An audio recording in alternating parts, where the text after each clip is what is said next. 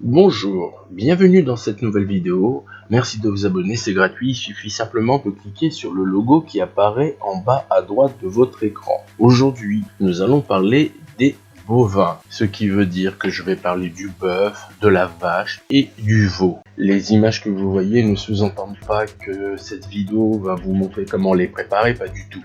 C'est simplement pour dire que dans l'esprit commun, on connaît ces animaux par rapport à l'alimentation qu'ils peuvent nous apporter. Mais bien évidemment, cette vidéo va plus parler du pauvre animal vivant. Cette vidéo va être divisée en plusieurs parties. D'abord, on va vous décrire l'animal. On va voir comment se passe la reproduction de cet animal, c'est-à-dire sa sexualité.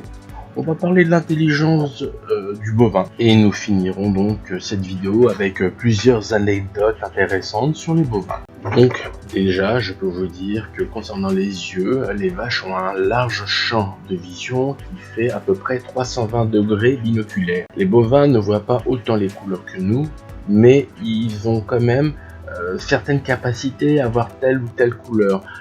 C'est pas très clair au niveau des scientifiques, on parle de rouge, de bleu, mais disons qu'elles voient bien, mais différemment. Elles ont la capacité de reconnaître un individu à partir d'une photo. Donc c'est assez intéressant en termes de mémoire.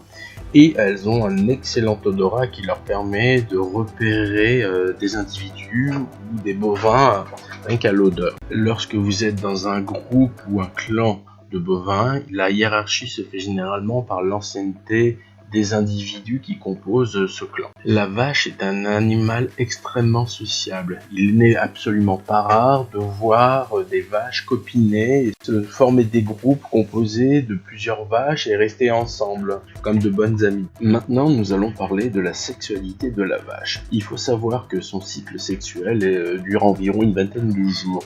Ça peut se renouveler à plusieurs occasions dans l'année. Et pendant cette période, Madame la Vache est toute chose. Donc comment ça se passe?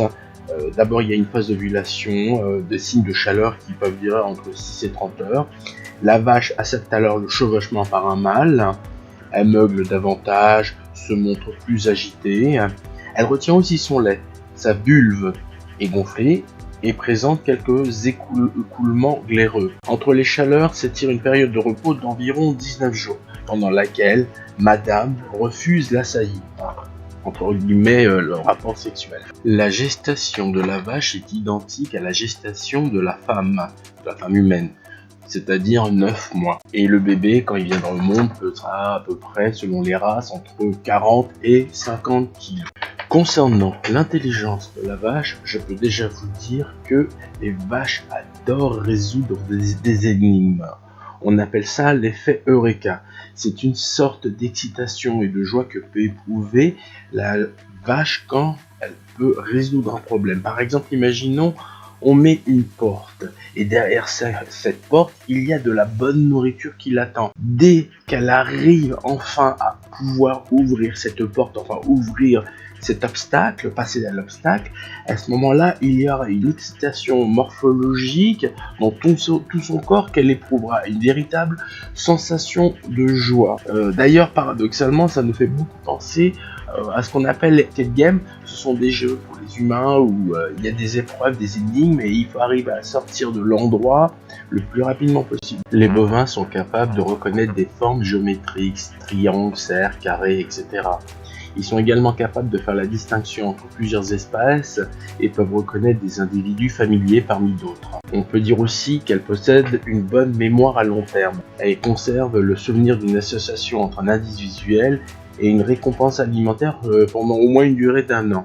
Leur mémoire spatiale est bonne et est capable d'associer des lieux à la quantité et à la qualité de la nourriture qui s'y trouve, leur permettant de paître dans l'endroit le plus approprié pour eux. Maintenant, nous arrivons à la dernière partie qui sont les anecdotes concernant les bovins.